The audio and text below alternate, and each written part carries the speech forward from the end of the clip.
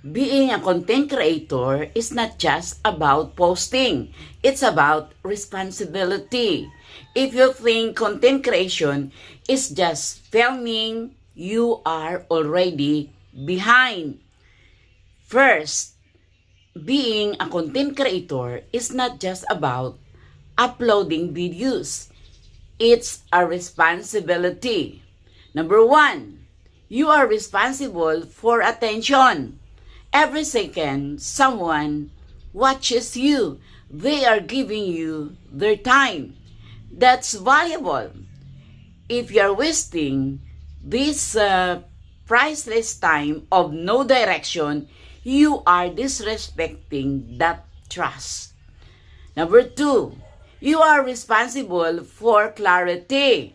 If your message is confusing, your audience leaves confused. Clear message, clear value, clear takeaway. Number three, you are responsible for integrity. Not everything trending is worth copying. Not every viral idea aligns with your values. Striving trends without thinking can damage long-term trust. Number four, you are responsible for growth, not just numbers, but impact. Are you helping, educating, inspiring, challenging, or just making your newsfeed? Number five, you are responsible for consistency, not motivation, not mood, discipline. Because your audience can't trust someone who only shows up when they feel like creating. And lastly, you are responsible for engagement.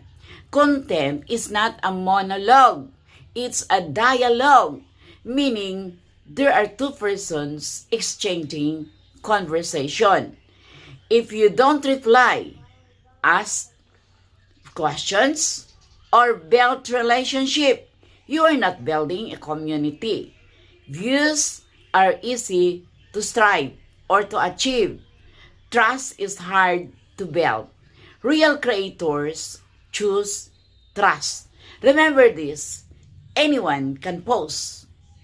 Not everyone can be a leader.